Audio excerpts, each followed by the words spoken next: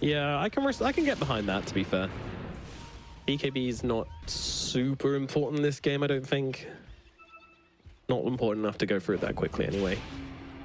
And more like desperation, they just need the damage. The slam comes down onto Queen of Pain, immediate answer comes out from the Dawnbreak and from Hakoda as they drop both their ultimates, but it's not going to be enough to save Iconrad, and now they'll move across towards the Monkey King as well. Monkey falls too, Mankushi's just gone. Pantomime also in a spot of bother here as Squadex closes the gap, and slow as you like, tries to go for the hit. It's just one hit. Along with the rest of the team are there to do the damage regardless. 3 dead on the side of one move once again. When the Dawnbreaker ultimate isn't enough to save the day, then things just get very sad very quickly for the side of one move. On heroes so much as well, and that's exactly what you want from a Bedlam partner. And now noticed he's committing to this fight, just trying to stay on top of the edge. And sure, she's got the healing coming out, but with the Spirit Vessel coming through as well, it's not going to make a difference. Nearly TPs away. It gets finished off regardless, and that's another kill going the way of Virtus.pro. And not to mention the Monkey just getting slammed in once again. Like the concept of blink slam, instant lockdown. It's like, oh god, the mobile guys, they're gone. But Virtus.pro, they're not gone. They're up in the high ground. They're hitting this tier 3. One move. You've got to mount a defense. You didn't do it in the previous game. And here you go, exactly what you were talking about. They catch out the Queen of Pain ultimate coming down. The damage is too much, even for the Dawnbreaker to deal with. They take down the quad, but immediate buyback comes down. And Virtus.pro, they're going to respect it, backing themselves away.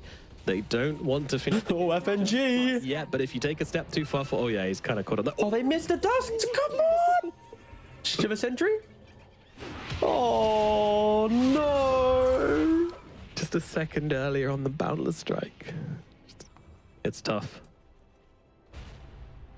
He also looks pretty scared to even try and split push here, because with the tree with that shard, being invisible with nature's guys. Deep dive, they know exactly who they want to go onto, and it's Afterlife inside the base to take him down in a matter of instance. Bedlam into slam, and well, Dawnbreaker is put to bed. And now they just go into the high ground, the VP Classic, going for the deep kill whilst everybody else is out in the base, and all of a sudden you're a hero down trying to defend your barracks whilst they're already set up here on the side of Virtus.pro. You're not making a high ground defense here, because they're already on your high ground. It's just a straight up fight, and not one they can really take. Nodus just absolutely chilling here. Greaves, Pipe, Yules, all available for Nodus. They see the monkey. They placed another observer, so they see the monkey jumping on the trees. Yeah, if they get the right tree, that's a different story, and not much to cut him down with. But still, they well, that's looking. That's for sure. Pings out. Looks like he's going to be able to survive at least for now, but the barracks are gone, and that's what matters. Glimpse back onto the troll wall. This is really the target you want to go to. Well, they decide yes, but the screen, it boosts them out of everything, and now just pops the roar, turns back around, and just chops up the Queen of Pain. 1 hero dead, 2 heroes dead. Hakoda eats it, then comes a whack with the enchant totem onto Afterlife, and that's going to bring them to TI. Virtus.pro will win the EEU TI qualifier, securing their spot at the greatest tournament of the year, T.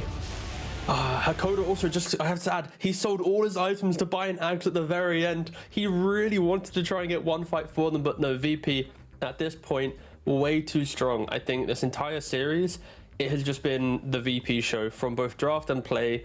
This was a bit of a mismatch. Unfortunately, one move not able to kind of punch up into the grand finals. And yeah, Virtus.pro also, they've been 4th, Tour 1, 4th, Tour 2, 4th, Tour 3. They've been in the shadows of the top 3 Eastern European teams. FNG from the side of Virtus.pro. FNG, congratulations. You have just qualified to the international. How does that feel?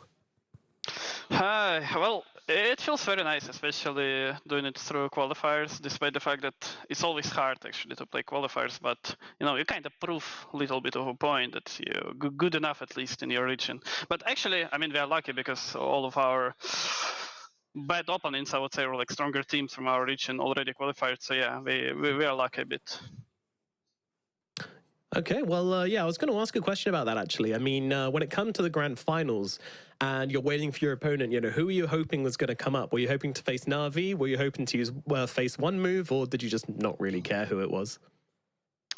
Well, actually, I don't think we really cared too much because Na'Vi and One Move, they are similar teams when it comes to playstyle. They love to play around mid and play with active mid laner. So, you know, it was kind of same preparation, I would say, to what we need to do in order to beat them and what we need to look for in games, or like what communication we need to have, especially against such playstyle. So yeah, I would say like it didn't really matter, but I would say Navi is slightly worse for us because I don't know why, but it just feels that way. That it's slightly worse. Interesting. All right. Well, certainly didn't struggle against one move, that's for sure. Very convincing series. T? All right, F and G. We've got to answer the real question. Oh, go on, sorry. No, please answer. No, you go ahead. You go ahead.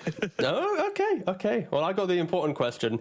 Virtus.pro, you're the 4th place Eastern European team every single tour. You could never get 3rd, and you never came 5th or worse. Why was it? Like, what was the reason for the entire year having to amount to this qualifier? Was there something that you're always trying to battle? Do you think you've overcome that now that you've won this qualifier? Like, can you beat Eastern Europe at TI? Like, or are they your nemesis? Well, the answer is simple, because we are noobs and we can't beat other teams. You know, there is no secret. We're just not good enough. Did we overcome it? I don't know. I mean, we definitely made some changes when it came to preparations. If we look at the Riyadh Master and TI qualifiers, but I still can say that we did something special because we didn't play the same teams that we lost before. So, you know, yeah, it worked now, but I can't compare it because it's just different level of teams we are playing. Sure. And as a player, obviously you were at TI 10 with Alliance, and then last TI you weren't there, you didn't qualify. How does it feel for obviously a seasoned career like yourself where you've been to so many TIs? Like, what was it like not getting to attend last one, but now qualifying again? Like, how do you keep that kind of motivation going each year, having such a kind of up and down kind of trajectory in your career?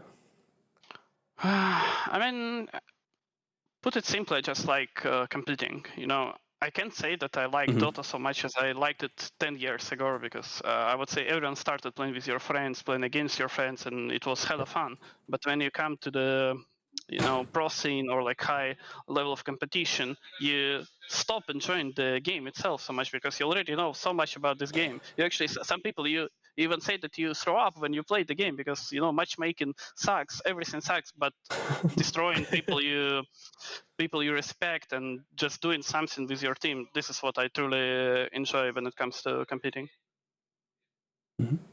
Very cool. Thank you. So I want to ask a little bit about heroes in particular. I mean, I feel like you guys were bringing the Shaker to this qualifiers, which everybody else then kind of replicated, but you guys just seem to have a better read on how to play this hero. I mean, is this something which SquadX was practicing before? You know, is he calling for the Shaker, or has he kind of just adapted to it in the last few days? No, we were definitely practicing right when patch hit. It's not like Shaker became OP because of a small change on Enchant Totem. However, I would say the biggest change is draft order. It's just, I don't know, 7 bans, and then you get peak, few bans, and then you get peaks. It basically means that despite the fact there are a lot of bans, you will eventually get one of your best heroes. And pretty much every single player needs to practice at least like 4 their best heroes, and it will be good enough already to build a strategy. And it was it wasn't the goal that we actually set for ourselves, but when we started to discuss heroes that we like in this patch or heroes we see in matchmaking, it basically became clear that Shaker is good for us. Also, it's good against meta that we have in CS qualifier or Eastern Europe qualifier. And we basically just decided to play with that. And it's not that easy to counter Shaker on mid lane. You can try a lot, and some heroes is actually, for example, Quap and DP, they actually pressure a lot Shaker. However, they're not that well when it comes to playing against Shaker, because you're Quap, you're getting destroyed in 1 second with good support on Shaker side, right? Yeah, definitely saw that coming into effect, T. All right, I have one last question.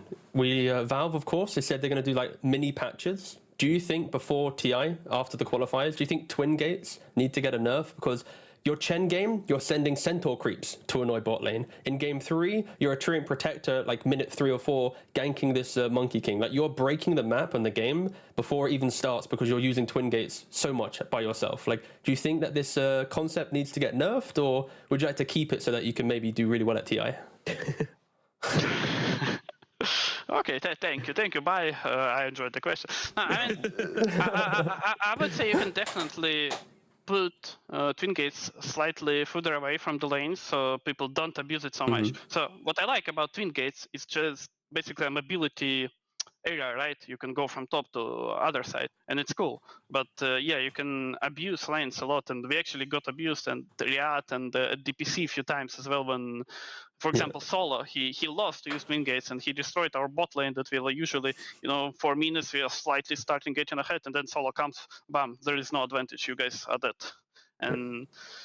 You can say it's imbalance or something, but I don't care. If it's imbalance, you abuse it. If it's not, you don't care. Yeah. Absolutely. Fair enough. Keep it going. I mean, it won us these qualifiers and then some. So great to watch, and great to watch you guys play. And now, I mean, it's time to look forward. It's time to look towards TI. I mean, what does that roadmap look for you guys? What are your plans approaching the Grand TI tournament? The grand finals. Good grandpa. Yeah, the Grand Finals, tell us. Well, first of all, we need to discuss as a team how we like this way of preparation for qualifiers. And it was actually mega rough because we played like 6 scrims per day.